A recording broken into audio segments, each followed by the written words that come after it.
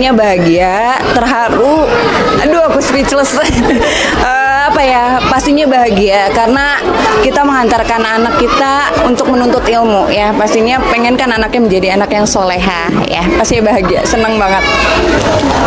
Pertama, kesan yang saya rasakan pertama tentu senang, gembira karena bisa menitipkan anak saya di Kotrunada. Ada rasa sedih juga karena memang harus berpisah.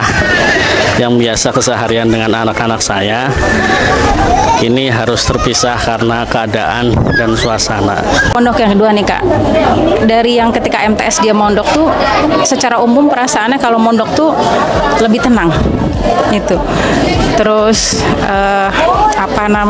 ada harapan yang insya Allah bisa terjawab di sini gitu dari saya maupun keluarga besar. Bangga pastinya, senang, jadi kebanggaan pribadi lah buat kita gitu, buat orang tua biar anak lebih mandiri, lebih tambah pengalaman segala gitu. Kesannya begitu bahagia itu yang pertama ya. Yang kedua kayaknya lingkungannya asri, indah dan menyentuh hati. Saya tanya anaknya mengatakan betah karena sebelum kesini udah melihat beberapa pondok pesantren, tapi cucu saya ini mantapnya di sini. Itu yang pertama. Yang kedua adalah penerimaan dari seluruh komunitas ini adalah ramah dan sopan. Nah, itu yang membuat kami terkesan nanti cucu saya akan seperti itu. Nah, itu aja. Kalau saya sih senang, bahagia, anak mau nyantri itu luar biasa, anugerah dari Allah Subhanahu wa taala. Kebetulan anak saya yang pertama sudah di Kotrunada, jadi ya senang saja saya. Kalau Ustadz Ahmad nggak tahu. Sama, saya juga bahagia bisa anak saya mau mondok juga, dan alhamdulillah berkah kiai saya ini, guru saya Ustadz Rifai, beliaulah yang mereferensikan untuk mondok di Kotrunada, dan insya Allah mudah-mudahan anak-anak kami jadi anak-anak yang soleh. Amin, amin.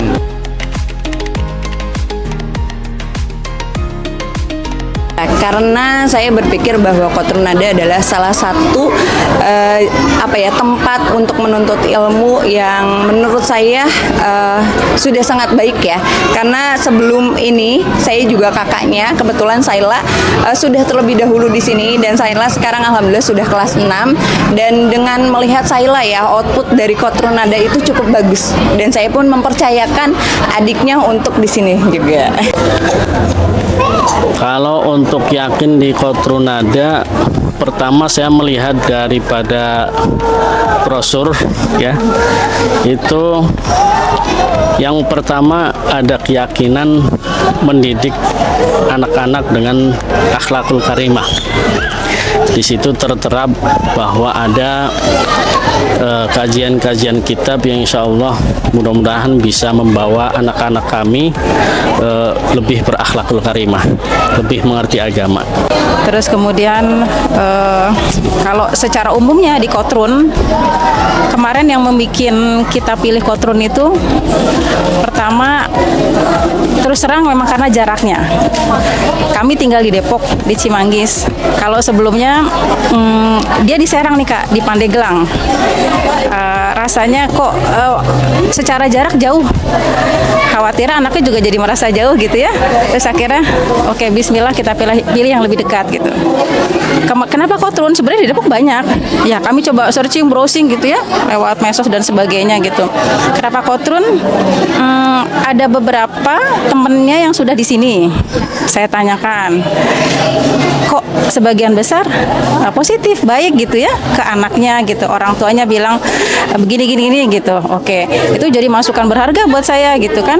Artinya apa yang di searching di internet, di medsos terjawab lewat mereka gitu. Terus kalau anaknya sendiri sih insya Allah apa aja gitu. Kemudian juga ada ekskulnya banyak. Nah saya tuh berharapnya dia bisa menggali potensinya, dia bisa menggali minatnya, apa betul bakatnya, passionnya apa gitu. Kalau Kalau sebelumnya kan rata-rata kan hanya pramuka. Ya itulah umumnya aja gitu. Pas saya lihat di sini sampai puluhan gitu jumlahnya, dan saya tanya, sempat survei juga ke ini kan ya. Dan itu semua aktif gitu. Sampai ada urusan tata boga, macam-macam lah. Saya sampai kasih usulan, kenapa nggak dibuatkan sport ini aja? Apa namanya? Sport apa? Sport game. E-sport maksudnya, e-sport. Sekalian e-sport aja gitu kan. Anak-anak sekarang suka kayak gitu ya gitu. Itu sih Kak. Secara umum dan khususnya itu pilihannya kenapa Kotrun. Membuat kita yakin apa? Bagus sih fasilitasnya. Fasilitas. Juga bagus, kayaknya meyakinkan. Jadi buat menitipkan anak di sini tuh kayaknya yakin banget nih. Di sini juga oke, bagus gitu. Saya lihat dari alumni di sini. Nah, itu semuanya termasuk ada dari keluarga saya dulu pernah di sini juga. Alhamdulillah dia juga mempunyai bekal ilmu untuk bekal hidup ke depan lebih baik, terutama di bidang agama. Ya, karena yang pertama adalah fasilitasnya Kotrun Nada lumayan lengkap. Kemudian program-programnya bagus. Kemudian kegiatannya full kegiatannya, serta di sini diajarkan untuk mencintai dzurriyyah, diajarkan untuk menghormati para kiai, para guru dan sebagainya. Adabnya luar biasa.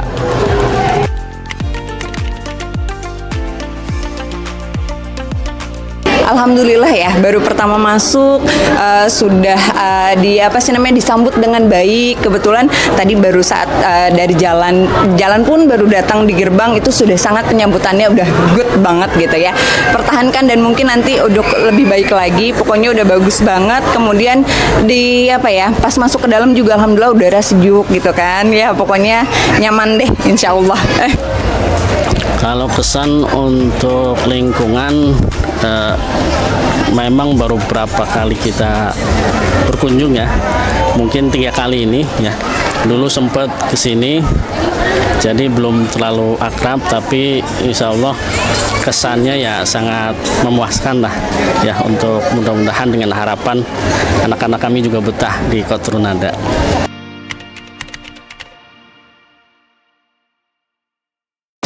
Ya, harapannya adalah pastinya harapan kita untuk anak-anak kita pastinya yang terbaik ya.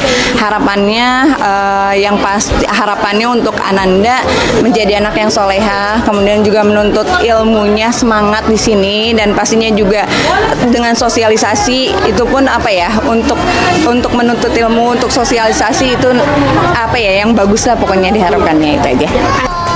Harapannya yang pasti dia akan lebih baik lagi, lebih bagus lagi, terus lagi lebih mandiri, dan buat kedepannya mudah-mudahan sukses sih, belajar dari sini bisa jadi orang sukses.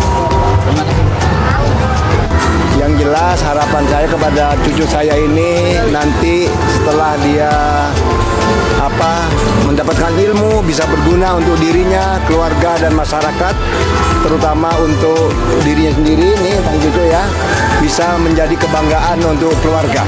Itu aja. Harapan saya jadi anak soleh, paham agama dengan baik, kemudian bisa bermanfaat untuk agamanya dan negaranya.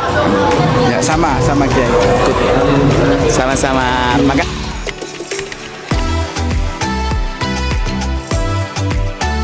Sanggup nggak sanggup, harus sanggup ya. Pertanyaannya harusnya bukan sanggup atau enggak. Kalau sudah memilih di pondok sudah pasti sanggup, betul, ikhlas. Jadi apapun yang pondok siapkan, pondok akan bentuk ke anak tuh udah rasanya ya diikhlasin aja gitu. Kalau secara jarak memang menjembataninya memang hanya doa. Karena terbatas waktu untuk bisa jenguk gitu kan, ya udah di jembatannya hanya lewat doa yang nggak ada batasnya, nggak ada batas jarak, nggak ada batas waktu gitu. Jadi sanggup atau enggak udah harus sanggup, udah harus ikhlas kalau pilihannya di pondok. Kalau ke anaknya sendiri ya dia secara ininya lah nanti akan merasakan gitu, betul, bahwa amat sangat baik, luar biasa manfaatnya, dampak positif untuk masa depan dia nanti gitu.